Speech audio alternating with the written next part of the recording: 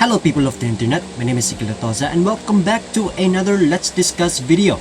Now, do you want to know about the thing, a media that I have been mostly grown up with? Movies. It is an art form that I would say reshaped my whole life. It had provided me a legion, multiple moments in which I was truly fascinated by how films were created, from scratch to a multi-million-dollar feature film project. It had also provided me some moments in which I felt confused if I'm going to like what I just watched or felt truly disappointed about it. And every single year, there's an awarding ceremony dedicated to all things movies released in a specific year gap called the Academy Awards, also being known as the Oscars. The most recent one, that is the 94th Academy Awards, went live and televised 7 days as of the recording of this video.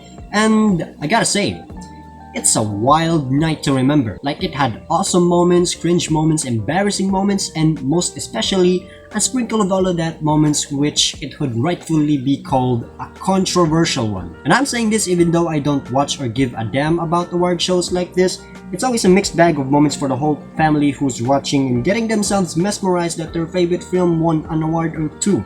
Definitely not including us. Anyways, in today's video, I'll be reviewing and discussing the winners for that awarding ceremony that just happened. Give my thoughts on whether they should deservingly won that award. So without further ado, let's do this. First off, we have Best Picture for Coda. Other nominees including Belfast, Don't Look Up, which should not be there, Drive My Car, June, King Richard, Licorice Pizza, Nightmare Alley, The Power of the Dog, and West Side Story. Wow. That's a lot of nominee for this year, and no nominee slot for No Way Home. That's some hypocrisy and biased bullshit, you know. But alas, Coda, a film basically about deaf people, which is obviously written in the acronym of the title, takes the W for this year, and I would say it is a well-deserving win, considering it is a film that tackles a heavy subject, and not a lot of persons with disabilities have this level of recognition. It is a rare hidden gem, and it is a sight to behold. And I would say it's time for their community, the PW community, to be now recognized fully by the masses in the world of media. And I think this film, also winning Best Supporting Actor, deserves to gain praises and credibility for it. So, good job. I'll be sliding that one off on my watch list. Next up, we have Best Director for Jane Campion for The Power of the Dog. Other nominees including Kenneth Branagh, Ryusuke Hamaguchi, Paul Thomas Anderson, and Steven Spielberg. I have no complaints here other than the fact that this is the second year in which a female director won the Best Director category, after Chloe Zhao previously won last year. I had a feeling, a somewhat guess, that women in Hollywood or in the media industry in general are catching up to us men, and I have nothing but huge respect to them. The world we live in right now seems to be breaking free, breaking apart from that formulaic labeling of men go to work, women stay indoors kind of thing. I'm glad that misogyny had been fully blurred out in choosing career paths for both genders, for the whole community in general. You know, if men can do it, then so can they, so props to that. Alright, we have Best Actor for Will Smith. Other nominees including Javier Bardem, Benedict Cumberbatch, Andrew Garfield, and Denzel Washington.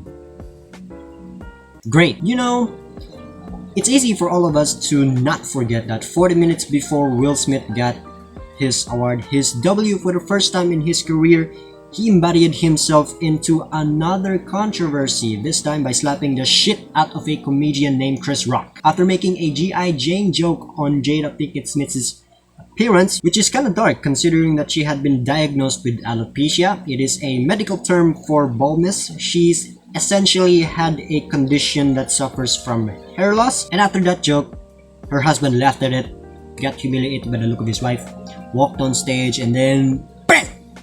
Slapped him. That spawned numerous memes, like a pile of it already, and spew a few vulgar sentences which will not be mentioned here. You know, Will Smith being Will Smith, and Chris Rock apparently didn't hesitate to continue on with the show until he broke silence like a few days ago. You know, when I heard first the news, I was like, nah, this is fake, this is scripted.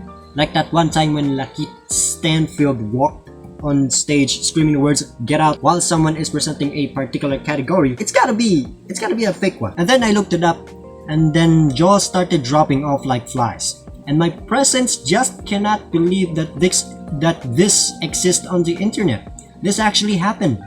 Will Smith was genuinely pissed when he did that. And ironically, coming in full circle, he won the award for Best Actor.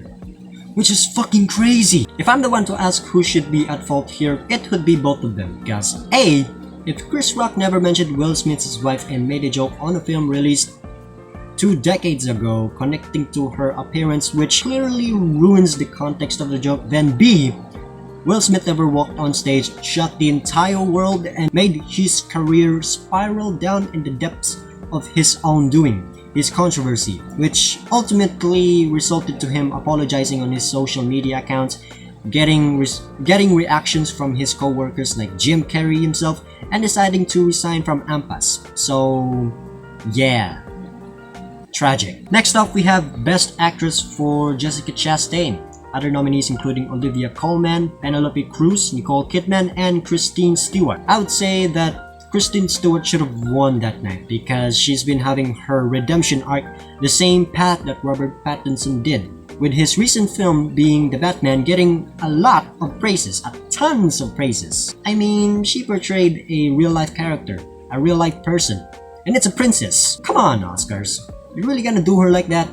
And that's the one time when she actually redeemed herself again after starring in that god-awful 2019 movie that is Charlie's Angels. Next up, we have Best Supporting Actor for Troy Kotsur. Other nominees including Ciaran Hinds, Jesse Plemons, J.K. Simmons, and Cody Smith-McPhee. We've already talked about this. The film's story is very unique. It was strongly performed from what I've heard. It was certified fresh from Rotten Tomatoes. It was well deserved. Next is Best Supporting Actress for Ariana DeBose or DeBose. I don't know how to pronounce that. Other nominees including Jessie Buckley, Judi Dench, Kirsten Dunst, and Anjanu Ellis. Okay. Best Animated Feature goes to Encanto, which is another W for Disney. No arguments to be made here since I've never heard or watched any of these films from this specific category, so congrats, I guess. Alright, this is the part where I'll fire spit each and every winners from the other categories. So I'm just gonna read it out. Best Original Screenplay goes to Belfast. Best Adapted Screenplay goes to Coda. Best International Feature Film goes to Drive My Car from Japan. Best Documentary Feature goes to Summer of Soul, or When the Revolution Could Not Be Televised. I've heard about this. It was really good. Best Documentary Short Subject goes to The Queen of Basketball. Best Live Action Short Film goes to The Long Goodbye. Best Animated Short Film goes to The Windshield Wiper. Best Original Score goes to June by Hans Zimmer. Best Original Song goes to No Time to Die from No Time to Die by Billie Eilish and Phineas O'Connell. Best Sound, Best Production Design, Best Cinematography, Best Film Editing, and Best Visual Effects all goes to June. Best Makeup and Hairstyling goes to The Eyes of Tammy Faye. And Best Costume Design goes to Cruella. And that's the entire list of winners and nominees for this year's Oscars. Some of them I do feel like it was well deserved. Some of them are kinda meh. And some of them I feel like okay. Now you're probably wondering why I didn't include the musical numbers, the Oscars fan favorites, and the Oscars cheer moments. They were absolute dog shit.